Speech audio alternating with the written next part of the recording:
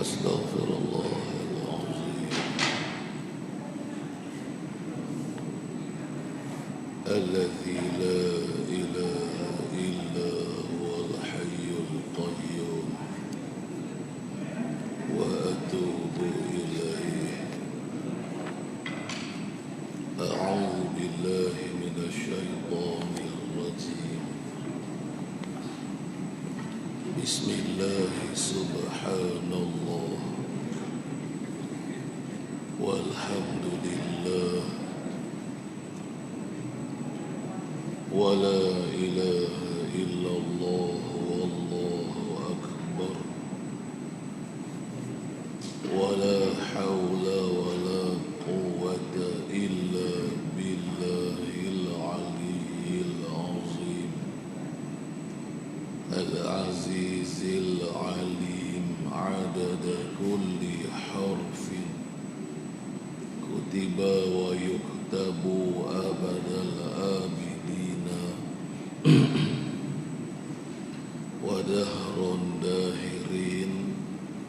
الحمد لله الذي هدانا لهذا وما كنا لنهتدي لولا أن هدانا الله.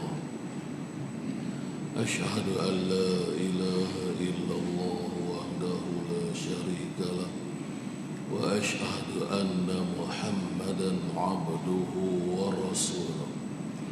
رب اشرح لي صدري ويسر لي أمري واحلل عقدة من لساني يفقه قولي.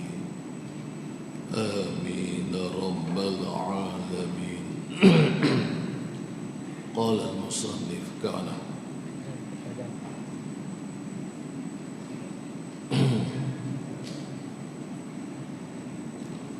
قال المصنف رحمه الله. Dan terkadang jadi ia kafir. Qala al-musannif, dan terkadang dan kadang-kadang orang yang tidak mengerti hukum-hukum akal. Jadi minggu sudah kita mengaji orang yang tak faham, yang tak tahu akan hukum akal yang 3 perkara: wajib pada akal, mustahil pada akal, harus pada akal. Dia tak tahu apa dia. Dia ni dipanggil orang yang jahil, tak tahulah apa yang dimaksudkan dengan wajib akal, mustahil akal dan juga harus pada akal. Jadi kadang-kadang orang ni minggu sudah terkadangnya tidak ada akidah sedikit pun. Tuh, minggu sudah. Patu yang ni pula, dan kadang-kadang jadilah ia mana dia ni orang yang tidak mengerti tadi. Dan kadang-kadang jadilah ia kafir. Boleh jadi orang yang tak kerti tentang hukum akal yang 3 perkara ini, dia boleh jadi kafir. Dengan kerana dia tak tahu hukum akal yang 3 ini, akibatnya dia menjadi kafir. Berat juga kan? Pasal apa yang dia boleh pergi jadi kafir tu? Kenapa? Dengan sebab tidak mengetahui hukum-hukum akal yang tersebut. Maksud yang tersebut yakni yang 3 perkara. Pasal apa yang dia boleh jadi kafir? Pasal kerana dia tak tahu akan hukum ataupun akan hukum hakam akal yang tersebut, yakni perkara yang tiga lah: wajib pada akal, mustahil pada akal, dan juga harus pada akal. Kan kita mengaji tempoh hari tentang ta'rif dia, semua ni kita dah belajar, kita dah mengaji. Kan maka hendaklah kita ambil faham sungguh-sungguh apa dia maksud setiap satu dari tiga perkara yang kita dah belajar panjang lebar dah huraian dia satu persatu tempoh hari kan. Baik, jadi jangan duk ambil mudah, jangan duk kita kata tak tahu pun tak apa jangan. Kalau silap tak kena cara, sat lagi jatuh kufur iman tu. Berat tak berat dia ni. Baik, misalnya lah, contohlah seperti i'tiqad oleh seorang akan bahawasa Tuhan itu ialah putih umpamanya. Misalnya, contohlah, satu orang ni dia pi i'tiqad dalam hati dia. Dia pi simpui dalam hati dia. Dia pi percaya dalam hati dia bahawasanya Tuhan itu ialah berwarna putih. Salah tu. Kufur siapa pi i'tiqad lagu tu. Kan? Sebab putih, warna putih ni sifat makhluk, bukan sifat Tuhan. Tuhan maha suci daripada warna-warni. Ataupun bahasa mudahnya, apalah yang ada pada makhluk ni kan tak ada pada Tuhan. Kan tiba-tiba dia pergi bubuh letak hak yang ada pada makhluk ni, dia pergi letak pada Tuhan. Yang tu hak salah tu. Lepas tu dia pergi i'tiqad, hati dia tu pergi mengaku, hati dia tu pergi membenarkan bahawasanya Allah ni ialah berwarna putih. Jawabnya kapiak tu. Tu maksud dia tu. Hati-hatilah. Jangan duk pi silap, jangan duk pi salah. Kan?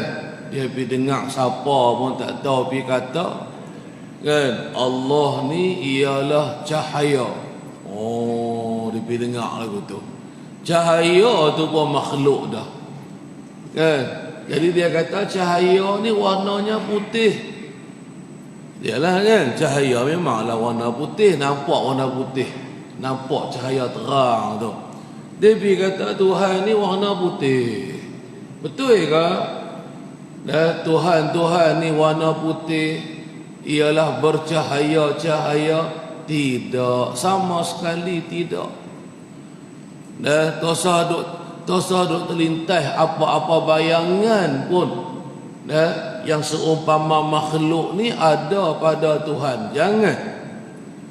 Apa yang ada pada makhluk ni jangan duk pi isbat, jangan duk pi mengakulah ada pada Tuhan. Jawabnya tidak. Tu mustahil tu. Tidak. Tak ada siapa yang kata Tuhan tu warna putih. Tak ada dalam Quran pun, tak ada dalam hadis Nabi pun, tidak. Lepas tu yang nak pergi mengaku, yang nak pergi i'tiqad hati kan bahawasanya Allah di warna putih itu pasal apa? Jadi kalau ada i'tiqad sebegitu, akibat dia ialah kufur iman. Begitulah reti dia kan. Baik, Kerana orang yang i'tiqad, ingatlah makna i'tiqad tempoh hari yang kita bahas tu, dan mengaku oleh hati dia, dan apa yang dia duk pi mengaku dalam hati dia, apa yang dia duk pi jazam dalam hati dia, dia duk pi i'tiqad, dia duk pi simpui dalam hati dia, Tuhan, ia Tuhan putih itu, dan kerana orang yang i'tiqad akan Tuhan itu ialah putih, begitulah maksud dia. Putih itu ialah warna putih. Siapa pi i'tiqad begitu, ialah orang tu tadi, ialah orang yang telah menyerupaikan Tuhan akan sesuatu daripada makhluk ini. Dan maknanya dia telah mentasbihkan Allah dengan makhluk. Itulah maksud dia. Pasal warna putih ni duk pada kita, makhluk Allah, dan bukan duk pada Tuhan. Jadi siapa dia yang pi katalah, kan, ikutlah pi i'tiqadlah Tuhan tu, kan, ialah berwarna putih, maka nama orang tu dipanggil yang telah menyerupaikan Tuhan dengan makhluk. Maka jawabnya dah kufur iman lah. Begitu bahasa mudahnya nak faham, kan? Ataupun sebarang yang ada pada makhluk, sama ada zat makhluk tu ke jisim jirim, kan, bi i'tiqad Allah tu ialah bertubuh badan, ialah berjisim, kan, tangan Allah, ada tangan pula macam tangan kita makhluk ni, kan, ada muka pula, muka Tuhan tu macam muka kita, ada mata, ada hidung contohnya, kan. Maksudnya dia telah menyamakan Tuhan dengan makhluk tu orang panggilnya. Dia telah menyerupakan akan Khaliq dengan makhluk, namanya mustahil Allah Ta'ala ada pada Allah apa-apa yang ada pada Tuhan. Jawabnya tidak ada, tak ada satu pun. Itu bahasa mudah kita nak reti dah. Baik, ni punca pasal apa? Dia tak kenal hak wajib, hak mana, hak mustahil, hak mana.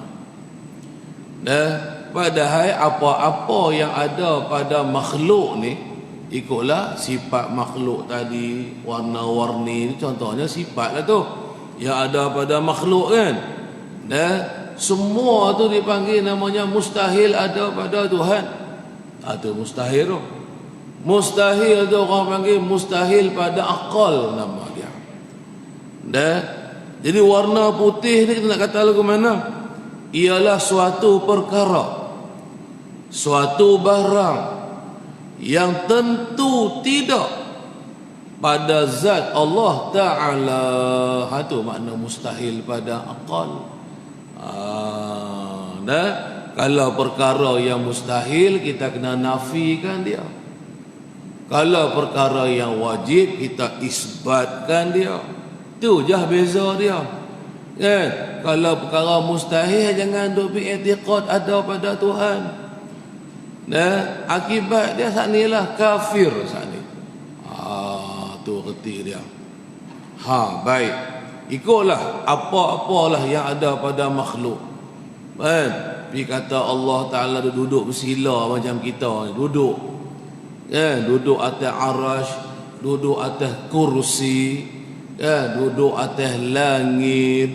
Yang duduk di atas, di bawah, depan, belakang, kiri, kanan ni semuanya ialah makhluk, bukan Tuhan, kan. Dulu kita dah habaq dah antara kaedah yang wajib, yang mesti,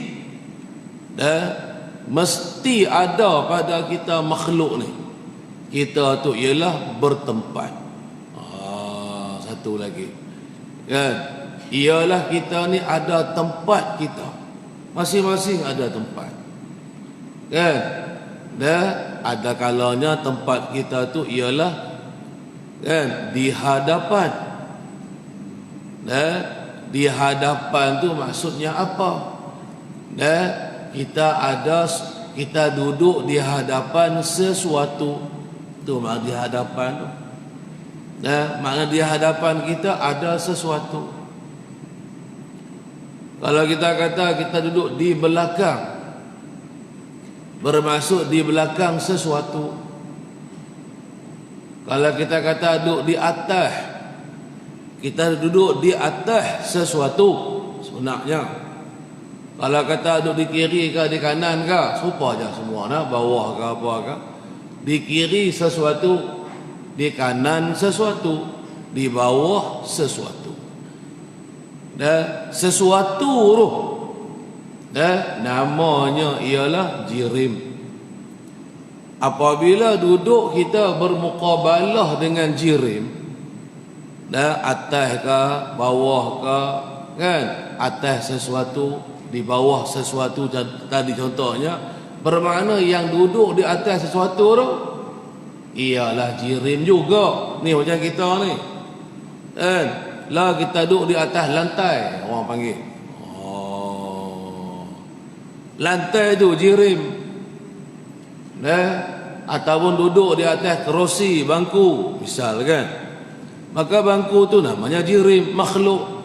Yang duduk di atas makhluk tu, yang duduk di atas jirim tu juga ialah makhluk. Tuhan tak duduk di atas sesuatu, di bawah sesuatu, di kiri sesuatu, dok. Ini kena beza. Kena beza antara antara khalik dengan makhluk. Apakah dia yang mesti ada pada makhluk? Apa dia pula perkara yang mesti tak ada pada Tuhan? Apa yang mesti ada pada makhluk tak boleh ada pada Tuhan? Itu kaedah dia. Sebab Tuhan ni dia lah ni. Maka kita memfahamlah apa makna wajib pada akal tadi. Apa dia pula makna mustahil pada akal tadi ni. Kan? Kita nak gabungkan dengan kita mengaji itu dengan permasalahan-permasalahan inilah. Kan? Dan supaya terpelihara akidah kita, dan selamat iman kita. Kan? Silap jawabnya kufur iman. Itu peringatan. Kan? Hati-hatilah. Kan? Jadi kata lagi nya al-musannif,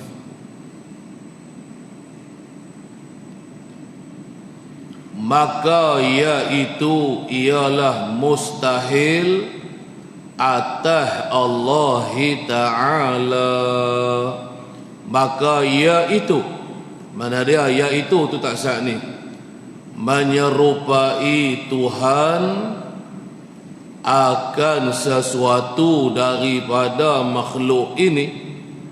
Dan ikutlah serupa tang segi apa pun, sama ada pada zat ke tidak, sama ada pada sifat pun tidak, sama sekali mukhalafah.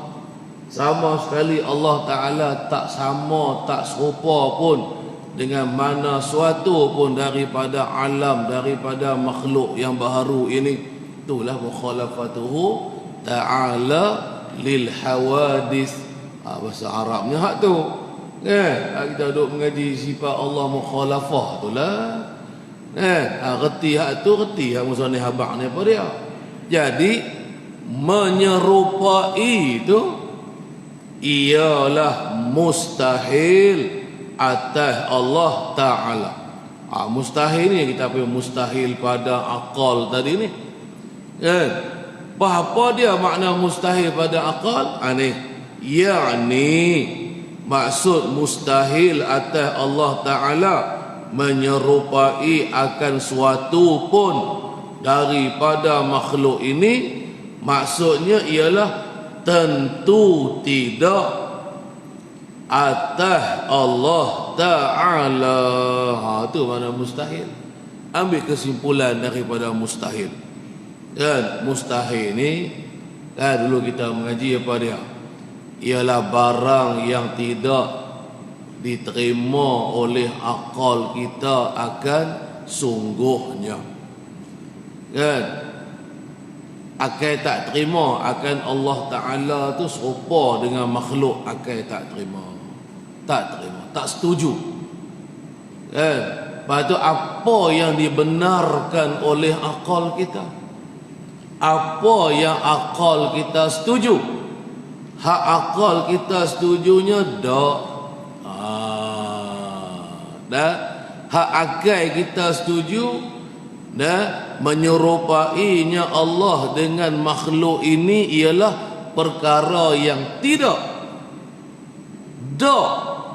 Allah Ta'ala mustahil, tentu dan tidak menyerupai dengan mana-mana makhluk. Hak tentu sungguh pula. Hak wajibnya. Hak wajib tadi hak mustahil. Hak wajibnya tentu Allah Ta'ala tak serupa dengan makhluk. Serupa dengan makhluk tu tak ada itulah makna mustahil pada akal. Situ sajanya, bukannya banyak mana pun. Tinggal lagi nak letak tu. Hak mustahil nak letak macam mana, hak wajib nak letak dia macam mana. Supaya kita kena letak tu biar kena tempat dia. Perkataan-perkataan tadi tu. Baik. Lepas tu, dan orang yang i'tiqad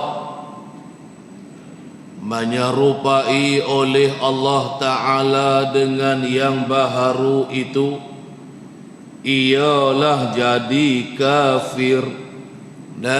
Baik. Lepas tu Allah Ta'ala ni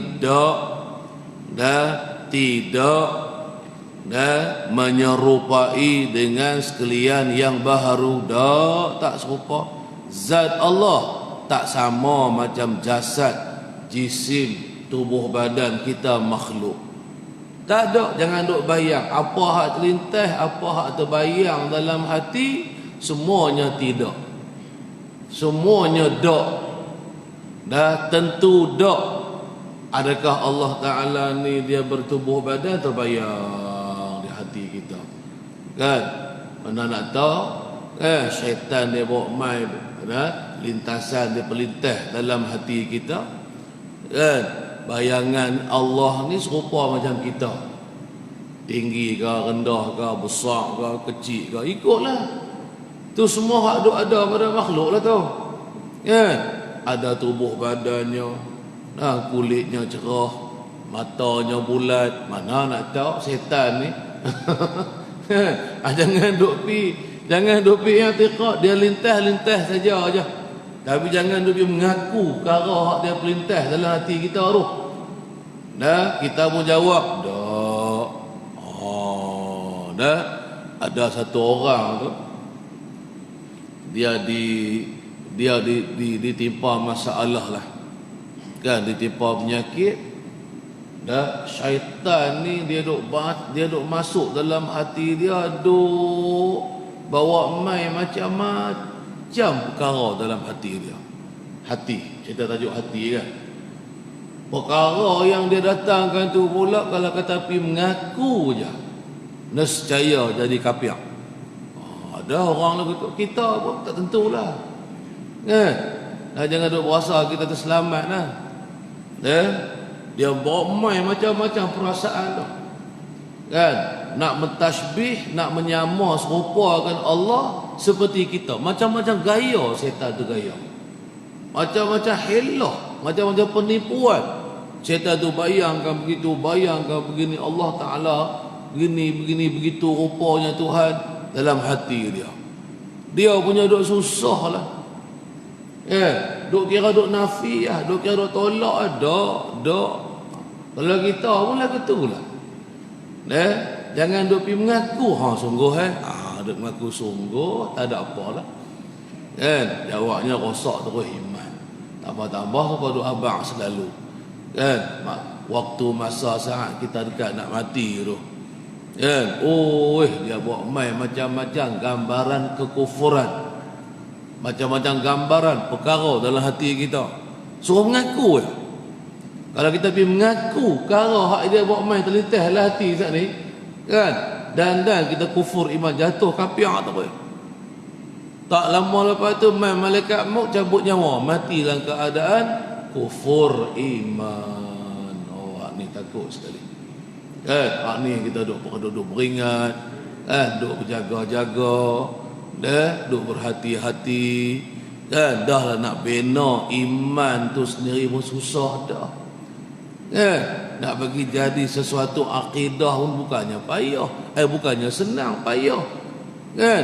Waktu main syaitan dengan mudah-mudah dia nak buat kita supaya turut dengar kata dia, pergi mengaku hak dia kata tu. Kan? Mengaku ke dan terus jadi kafir terus. Inilah yang kita duduk mengaji ni. Baik, habis dalam situ. Kalau begitu, tak sanilah orang yang i'tiqad menyerupai Allah Ta'ala dengan segala yang baharu tadi itulah. Dekat tu pun tak apa. Jadi kalau begitu, kalau begitu nak terus domel kembali kepada saat ni pun tak apa. Mengetahui hukum-hukum akal yang tersebut, terkadang jadi ia kafir dengan sebab tidak mengetahui hukum-hukum akal yang tersebut. Situlah demikian itu kembali itu tak apa. Kalau begitu, tahulah kita, retilah kita, fahamlah kita bahawa belajar hukum akal itu ialah wajib syara' pula, yakni wajib pada syara'. Baik, apa hukumnya? Kita mengaji, kita belajar sampai kita mahir. Bukan setakat belajar dengan guru duk mengajar, lepas tu balik tapi tak faham. Tak. Kena belajar sampai faham. Masalah apa yang kita kena belajar sampai faham, sampai reti ni? Iaitu hukum akal yang 3 perkara tadi. Wajib pada akal, mustahil pada akal, harus pada akal. Hukum belajar 3 perkara ni ialah wajib pada syarak. Apa makna wajib pada syarak? Dulu kita belajar dah tentang makna wajib syarak ni. Iaitu suatu perkara yang diberi pahala kepada kita kerana kita melakukannya. Kalau kita belajar, kita main dengan orang duk mengajar, kita mengaji, kita belajar, kita akan diberi pahala oleh Allah. Tapi kalau kata kita tak main mengaji, tak main dengar, atau bahasa mudahnya tak belajar hukum akal yang 3, sampai dia tak tahu apa dia wajib, apa dia mustahil, apa dia harus pada akal, hukumnya haram, berdosa. Itu maksudnya wajib pada syarak. Ingat tu, suatu anak dah habaq selalu kan, kita mainlah mengaji, kan, mainlah dengar, kan, perlunya kita main belajar, perlunya kita main mengaji, kan. Tak payah nak tanya lah, alah duk mengaji apa, duk mengaji sifat 20 tu je, duk dengar selalu dah, kan. Padahal hukumnya ialah fardu ain. Dengar selalu pun tak reti-reti lagi, kan. Tak jadi juga nak kena main dengar lagi, kan. Kok mudah-mudahan kita belajar, kita mengaji, Allah Ta'ala buka hati kita, Hak mana sebelum ni kita tak faham, baru nampak. Lagu ni ke? Selama ni aku dengar, aku tak reti jugalah, tak faham lagi. Tu punca kena mai juga. Kan? Kecuali kita memang dah pandai dah. Kan? Dah lepas lah tuntutan fardu ain tu, tak kena mengaji dah lah. Kan? Hak bahagian-bahagian yang fardu ain ni. Cuma tinggal lagi ni, kebanyakan kita ni sebenarnya tak reti sebenarnya tentang ilmu tauhid ni, ilmu usuluddin ni. Dia buat-buat macam reti ya. Padahal masalah-masalah yang dibahas, yang kita nak kena belajar mengaji, antaranya memahami, mengetahui hukum akal yang 3, dia masih lagi tak faham. Dan dia tak faham tu, dia buat kali tak ada apa-apa agaknya agamanya. Yang ni masalah kita hari ni. Tak mau nak mengaji sebab kita berasa kita dah reti. Walhal sebenarnya kita tak reti pun. Dengan dalilnya, kalau orang tanya, nak jawab tergagap-gagap. Tu dalil tak reti. Tak ada buat soalan je. Kalau kita tanya sekali lagi, mesti berselerak takutnya. Tu tanda kita lah tak reti lagi. Ada lagi, banyak lagi yang kita sendiri tak faham. Jadi contoh wajib syar'i, antara perkara yang hukumnya ialah wajib pada syarak, ialah mengetahui akan 3 hukum akal ini. Hukumnya ialah wajib. Kalau siapa yang tak tahu, maka hukumnya haram, berdosa. Clear kan? Terang je lah. Itulah hukuman dia. Baik, habis tang situ. Tambihun. Ini ialah satu penjagaan. Bermula perkataan wajib, banyak maknanya. Tu perkataan wajib. Baik, jadi perkataan wajib sendiri ada macam-macam makna. Baiklah, tetapi disebutkan di sini, yakni dalam kitab Misbah kita ni, walaupun perkataan wajib ni ada banyak pengertian dia, macam-macam maksud makna dia, cumanya perkataan wajib yang disebutkan oleh Al-Musannif dalam kitab Misbahul Munir dia ni, 4 jua, 4 maksud wajib. Dia bahas 4 sajalah. Yang lain-lain lagi tu pergi mengaji kitab lain lah. Tengoklah pula apa makna wajib yang selain daripada 4 ni. Gitu reti dia. Apa dia 4 ni? Iaitu yang kata 4 ni, mana perkataan wajib yang 4 maknanya. Yang pertama ialah wajib pada syarak. Dulu kita mengaji hari tu, semua ni nak ulang balik kita mengaji dah. Yang pertama ialah wajib pada syarak, supaya kita habaq makna dia tadi. Kan? Artinya barang yang diberi pahala kerana kita buatnya. Tetapi sekiranya kita tinggalkan perkara tersebut, maka akan dijanjikan dengan azab, seksa dalam neraka esok-esok ni. Itu maksud wajib pada syarak. Wajib juga. Tapi maksud tadi, huraian tadi, makna tadi, kan, makna yang dikehendaki daripada syarak. Syarak suruh kita sembahyang, syarak suruh kita belajar ilmu, syarak suruh kita mengaji, kan, yang mana hukumnya ialah wajib. Perbuatan perkara yang disuruh tadi kena buat. Tak buat berdosa. Gitulah maksud dia, bahasa mudah kita. Itu yang pertama. Kemudiannya yang kedua, wajib pada arad. Wajib pada arad. Hak ni pun kita mengaji dah hari tu. dah hak kita panggil wajib aridi hari itu. Kan? Wajib yang baru datang. Hukum zatnya ialah harus bagi Allah.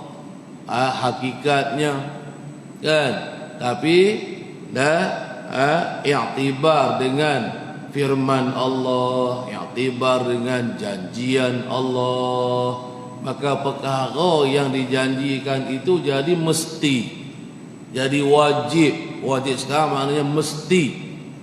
Contoh kita kata mati, itu wajib aridi contohnya tu. Kan, contohnya kematian ni, matilah. Kullu nafsin, kan, kullu nafsin dha'iqatul maut lah.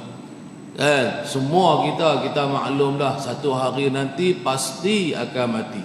Pasti tu. Pasti tu mana mesti, tu mana wajib. Wajib pada aridi, pada hakikatnya hukum kematian ni harus. Sekiranya Allah Ta'ala berkehendak mematikan kita, matilah kita.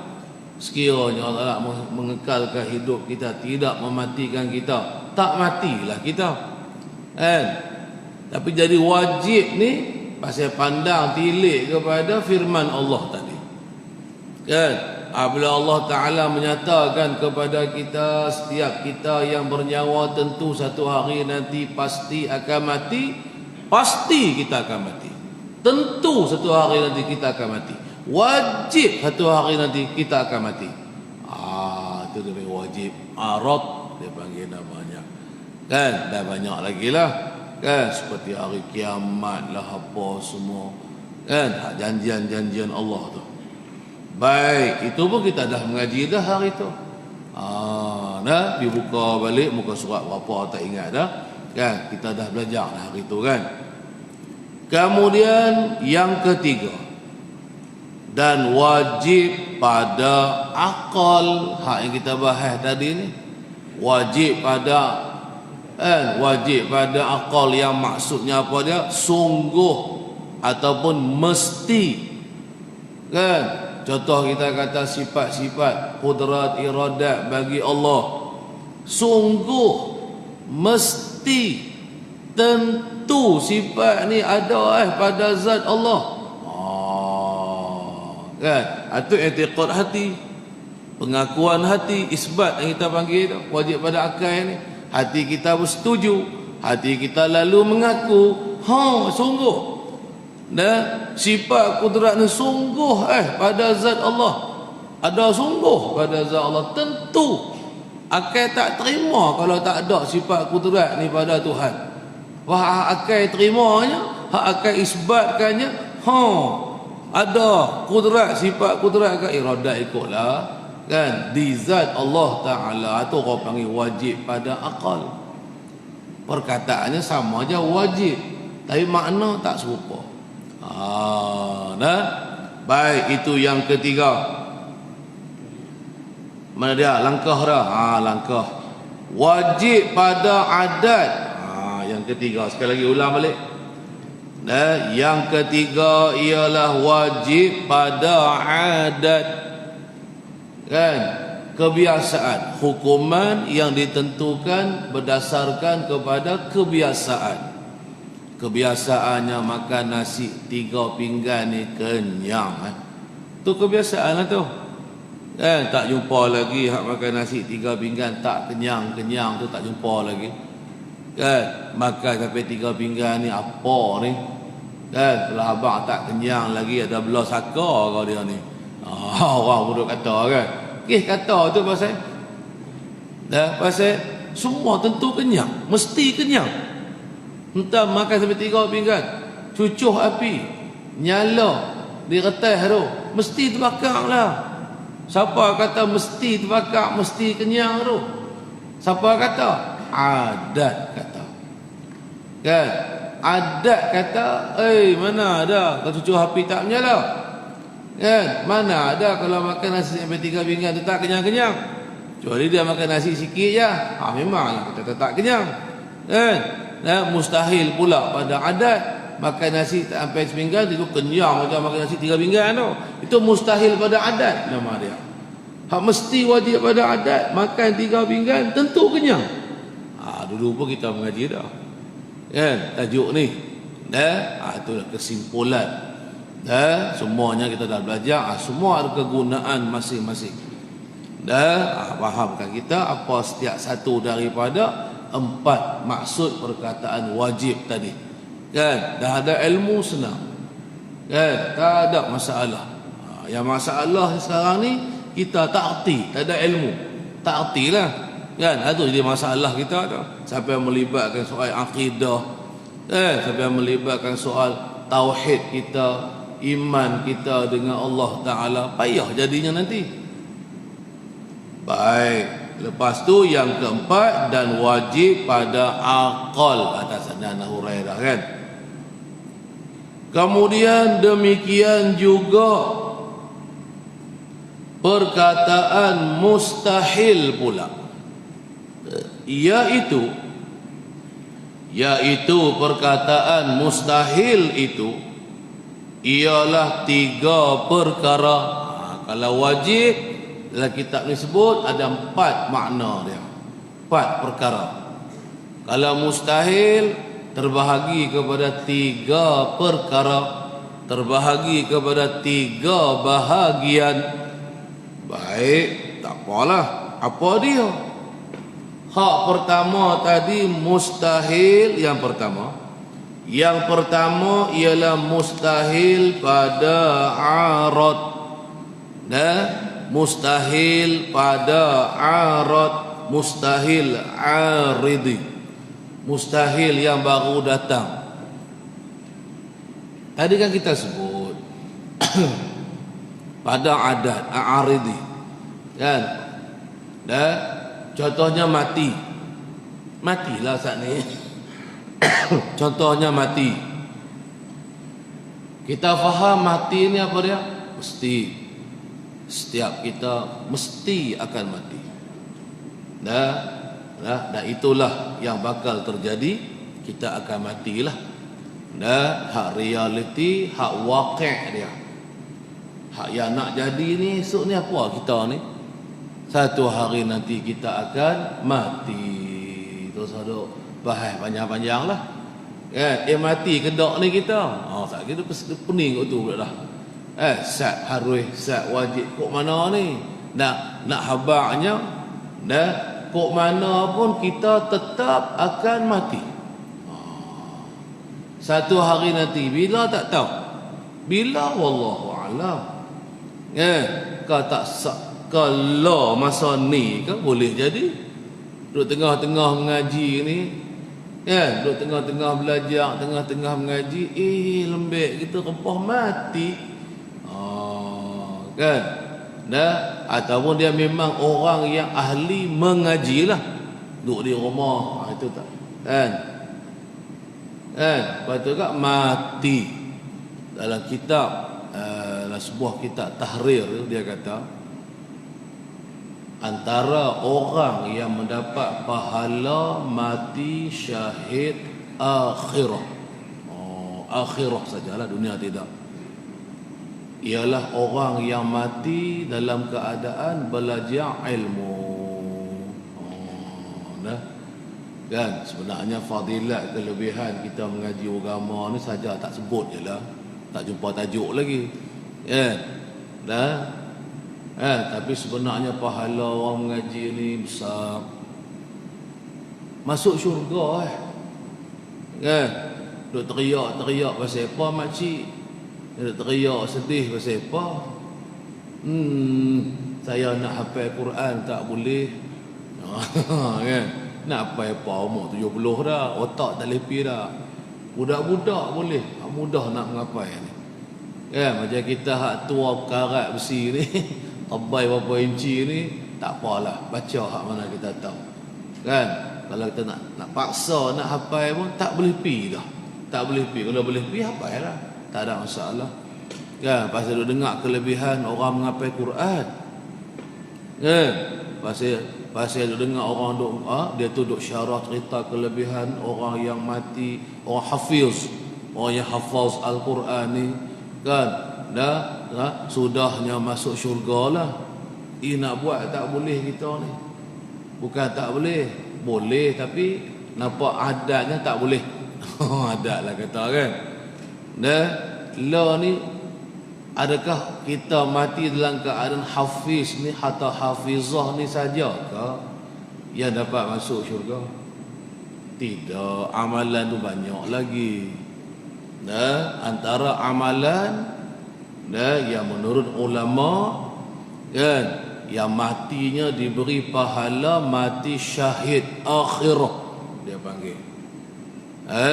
Maksudnya mati dapat masuk syurga ialah orang yang belajar ilmu agama.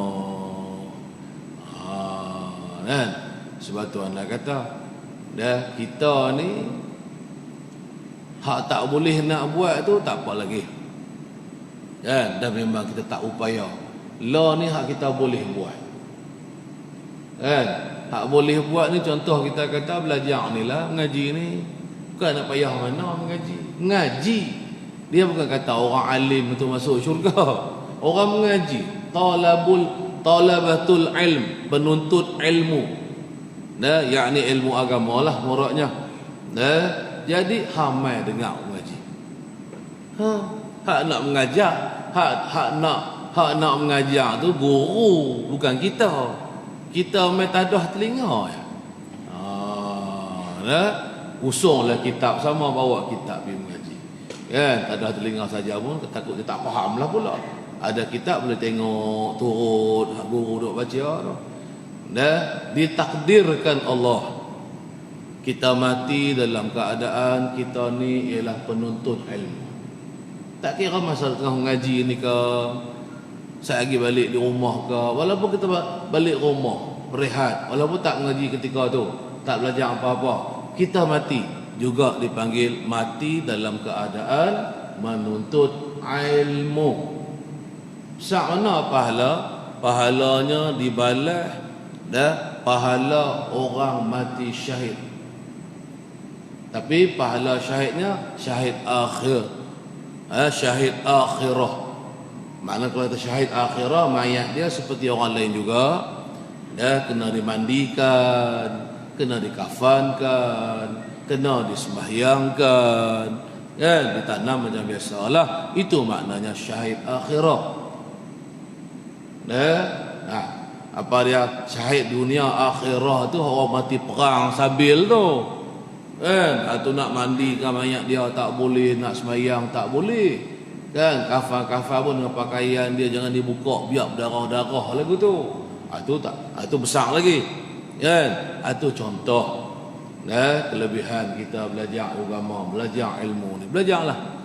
Kan, nak pula kita pula selain dari kita ada habuan boleh belajar, boleh mengaji, biar pergi rumah duk tak mana pun habis duit banyak dah, 20 minyak kereta pun, minyak motor pergi ulang alik pergi mengaji kat masjid ni. Kan, tak apa, tu pelaburan kita. Kan, nak untung mesti melaburlah. Kan, seolah-olah anggaplah gitu je. Terus ada masa sahabat, Allah banyak ratus duit aku habis ni. Kan, buah minyak kereta sekali nak pergi RM20, kalau bilang kira beribu, tu kita berkira. Jangan nak berkira tu. Kita duk kira nak hambat untung hak besar ni. Andai takdir kita dimati ke Allah, kan, kita jangan berhenti mengaji lah. Dah mengaji teruskan mengaji. Ni tengah-tengah duk belajar, tengah-tengah duk mengaji, lepas tu berhenti. Hilang kalau tidak dah tak dapat lah. Kan, biar dalam keadaan kita mengaji sampai bila-bila, sampai kita matilah. Naknya gitu maksud dia. Payah tak nak mengaji? Tak payah. Nak hafal Quran lagi payah. Nak bayang sunat bangkit tengah malam buat tahajud lagi payah. Kan, hak ni hak mudah boleh buat. Kan, dosa dok kira Allah, saya tak faham lah. Kan, payahlah ustaz cakap apa pun saya tak faham. Tak apa, dia suruh main mengaji. Kalau boleh faham, fahamkan. Kalau tak boleh nak faham juga, nak buat lagu mana? Pasal faham reti bukan kerja tok guru bagi faham. Kan, hak reti, hak bagi faham ni Tuhan Allah Ta'ala. Sudah fikir lagu tu. Kan, sambil-sambil tu dengar tu, fikirlah sama hak guru duk mengajar tu. Kan, Hawa kata tak faham pun tak apa, memang sungguh melena ya. Tak jadi lagu tu. Kan, ni nak cerita fadilat. Supaya mudah-mudahan kita dengar fadilah ni, berasa rajin kan berasa mau kan supaya budak lah mak dia suruh pergi kedai, tak mau mak dia kata hampir kedai aku bagi upah RM5, lompat berkebun nak pergi, punya seronok tu ada habuan, adalah panggung kita insya-Allah baik. Kita baca balik. Jadi demikian juga perkataan mustahil. Pertama, mustahil pada arad yang kita panggil mustahil aridi. Kita pasti kita akan mati, itu wajib. Kan? Mustahil kita tak mati. Senang abang lagu tu. Nak faham contoh. Kan kita buat satu contoh, matilah. Mati ni mesti. Mesti tu namanya wajib. Kalau ada siapa pergi kata, aku tak mati mustahil hang tak mati. Bukan habaq hukum mustahil itu mustahil pada akal apa tidak. Mustahil pada mustahil aridi dia panggil. Mustahil baru datang. Iktibar. Iktibar apa tu dengan wajib pada aridi, tak mati ni ialah mustahil. Gitulah. Maknanya kalau adakah siapa-siapa yang tak mati esok-esok ni? Mana ada? Tak ada itu mana mustahil. Kan? Lepas tu hak sungguh apa? Hak tentu semua kita yang hidup ni akan mati. Tu janji Allah. Allah takkan nak tipu ke? Allah takkan nak bohong ke? Kan? Itu maksud dia. Itu yang kedua. Kemudian mana dia? Mustahil pada adat. Yang kedua ialah dipanggil mustahil pada adat. Tadi kita buat misal contohnya macam kita makan nasi sampai hentam 3 pinggan. Tentu kenyang kita pun jawab kan. Dia makan nasi sampai 3 pinggan. 3 pinggan pula, 1 pinggan penuh bong gitu. Tak kenyang lagi. Daklah, mustahil tak kenyang. Itu mustahil pada adat. Sebab adat kata kalau makan nasi 3 pinggan kan lebih kan berapa lah, tentu kenyang. Itu wajib, mesti kenyang. Tiba-tiba ada siapa pergi habaq kata makan sampai 4 pinggan ni tak kenyang-kenyang. Tak ada. Adat tak ada biasa berlaku lagu tu kecuali hang ni luar daripada adat, luar daripada kebiasaan kan. Hang belah hantu ke apa ke, setan ke apa duk makan ke, bukan hang yang makan tak kenyang sungguh lah. Kan lagu tu lah cara cakapnya, nak faham maksud mustahil ni. Lepas tu yang ketiga, dan mustahil pada aqal. Kan hak kita panggil dak dan tidak, perkara yang tidak layak bagi zat Allah. Kan contohnya kita mengaji apa dia? Wajib Allah Taala tadi mukhalafah, mesti Allah Taala tu bersalahan. Kalau menyamai daklah pada Tuhan. Kan tak ada. Allah Ta'ala baik zatnya, baik sifat dia, tak ada satu pun yang sama serupa dengan makhluk. Dok dan tidak. Itu mustahil pada akal. Ini kita mengaji dah. Asalkan kita ingat, lepas tu kita faham erti dia. Tak apalah, mudahlah kita nak apabila kita berhadapan dengan sesuatu masalah. Ni nak letak macam mana ni? Kan kalau kita wajib, duk kategori wajib apa? Wajib pada syarak ke? Wajib pada adat ke? Wajib aridi ke? Wajib pada adat ke? Wajib pada akal ke? Kan lagu tu je, tak ada payah mana. Kemudian demikian lagi perkataan yang harus ada yang la'alla zahirnya bubuh huruf yang, lafaz yang harus. Begitulah juga kan yang ketiga, suatu perkara yang harus. Perkara ni hukumannya harus, maka iaitu yang harus ni ialah 4 juga. Ialah terbahagi kepada 4 juga. Oh, kata hak harus pun. Kan? Tengoklah cara nak letaknya. Tang mana? Harus pada apa? Apa dia? Yang pertamanya harus pada syarak. Dulu kita mengaji apa dia? Maksud harus pada syarak, suatu perkara yang telah diizinkan oleh syarak kepada kita dan untuk membuatnya ataupun untuk meninggalkannya, buat atau tinggal. Kan? Syarak izinkan. Kan? Contoh kita kata nak makan. Makan ni hukumnya harus. Dan hukumnya ialah harus pada syarak. Orang panggil harus pada syarak tak apa. Kalau kita makan pun tak ada hukum hakam apa. Diizinkan makan, nak makan, itu memang diizinkan. Berasa tak mau makan, bawa mai, berasa perut kenyang. Dan walaupun dia tahu sedap dan kita kenyang. Tak terliang sikit pun kita pun tak makan. Tak makan pun harus juga. Tak ada kata nak salah, nak berdosa. Kalau kita tak makan makanan tersebut, itu kata harus pada syarak. Dia habaq perkataan tu pendek-pendek ya. Tapi tahulah kita cara nak letak misal-misal, contoh-contoh dia tu. Itu yang pertama. Yang kedua harus pada arad. Harus pada arad. Mana apa? Harus yang aridi tadi. Kan tadi dia ada wajib aridi. Lepas tu dia ada mustahil aridi. Kan? Lepas tu harus yang baru datang. Arad tu mana yang baru datang. Contoh lagu kita habaq tadilah. Misal macam kita kata matilah.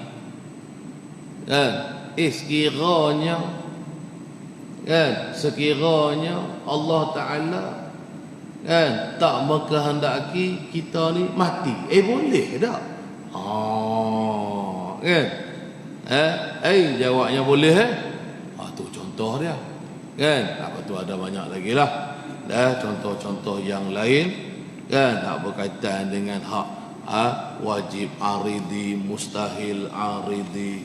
Lepas tu hak kita mengaji hari itu harus aridina. Baik, itu yang kedua. Itu yang kedua. Yang ketiga pula, harus pada adat. Contoh tadi, kalau makan nasi 3 pinggan, adat kata tentu kenyang. Ada pula kata mustahil tak kenyang. Mustahil tak kenyang, entah sampai 3 pinggan ni. Tapi kalau dia makan nasi sepinggan, boleh tak kenyang? Tadi kita buat misal 2 pinggan, 3 pinggan. Kata lelah ni dia makan nasi sikit, boleh tak kenyang? Boleh jadi tak kenyang tu? Boleh jadi. Dia tali perut dia pendek dah. Dulu tali perut dia panjang. Makan 3 pinggan tak penuh lagi perut tu. Tu yang tak kenyang-kenyang kalau makan sikit tu. Lah ni dia main hawa tua tu. Makan nasi bukan atas pinggan. Kata apilah 2-3 suap. Tak mau dah kenyang dah. Boleh jadi tak lagu tu? Boleh harus ada kata boleh jadi dia kenyang, boleh jadi dia tak kenyang dengan makan kurang daripada sepinggan tadi kan contohnya. Tu mana harus, sebab harus mana boleh jadi kenyang, boleh jadi tak kenyang. Adat kata ni, adat pula kata kalau makan sampai 3 pinggan tak kenyang bukan dia. Makan sampai 3 pinggan tiba-tiba dia kata Tak kenyang, mustahil hang tak kenyang ni. Entam 3 pinggan tak kenyang lagi. Kan? Tentu kenyang itu wajib yang pada adat. Pusing pi pusing mai lah kataan tu. Kan? Lagu tu lah contoh dia. Lepas tu dan harus pada akal. Hak tajuk hukum akal yang 3 perkara tadi. Hak kita belajar, hak kita mengaji hukum harus pada akal. Barang yang sah pada akal. Barang yang boleh jadi, boleh jadi sungguh, boleh jadi tidak. Kan? Contoh macam kita kata sanilah. Kan? Mati saat ni, sekiranya Allah Ta'ala mengkehendaki kita ni mati, matilah kita. Boleh jadi mati, boleh jadi tak mati sekiranya Allah Ta'ala tak izin kita mati. Kan? Tak mati-mati juga, pun dia juga. Kan? Termasuk juga dengan kata wajib aridi apa tadi tu. Kan? Apa dia? Harus pada aridi. Harus aridi. Lepas tu kan harus pada akal. Dia misal dia nak lebih kurang sama je. Harus aridi dengan harus pada akal ni. Kan? Itulah 4 macam harus. Jadi semuanya ada 3 lah. Wajib, mustahil, harus. Wajib 4 bahagi, mustahil 3 bahagi, kemudian harus dibahagikan juga kepada 4 bahagian. Lepas tu mahyak lah. Kan? Baik. Jadi maka tiap-tiap satu daripada yang tersebut ialah berlain-lainan maknanya. Nya tu tiap-tiap satu. Setiap satu ke sama makna dia. Wajib pada syarak makna lain, wajib pada adat makna, wajib aridi makna lain, wajib pada adat tadi makna lain, wajib pada akal makna tak sama, lain-lain takrif dia. Lagu itulah mustahil, lagu itulah juga yang harus tadi. Hendaklah mengambil perhatian pada huraian yang telah lalu. Jadi untuk memudahkan semula kita nak fahamkan balik kan, yang wajib, yang mustahil, yang harus ni, pergi tengok balik huraian yang dulu kita mengaji dah. Semua ni kita dah belajar. Permasalahan wajib yang 4 perkara tu semua kita mengaji dah dulu ni. Permasalahan mustahil yang 3 perkara tu kan, mustahil pada mustahil pada syarak lah, apa mustahil pada apa tadi 3 perkara, mustahil aridi, mustahil pada adat, mustahil pada akal, semua mengaji dah hari tu. Dah harus pun lagu tu lah. Dah ulang balik, selak balik kitab kita tu, lagi balik di rumah, balik baca balik. Dah kan? Jadi insya-Allah kita faham. Dan setiap satu tu kita boleh bahas. Macam mati saat ni lah, boleh kita bubuh dengan wajib pada syarak, boleh kita kata juga wajib kan pada apa tadi, wajib pada arad, wajib aridi kan. Nah, boleh kita bahas tajuk wajib pada adat, wajib pada akal. Tengok pusinglah macam mana, asalkan kita faham je. Baik, habis tang situlah kita berhenti setakat tu, insya-Allah sambung lagi minggu depan. Jadi huraian yang kelima ialah pada menyatakan ilmu usuluddin ila akhirih. Wallahu subhanahu wa ta'ala a'lam. Wallahu a'lam ay alim. Kita boleh lihat lebih kurang 10 minit.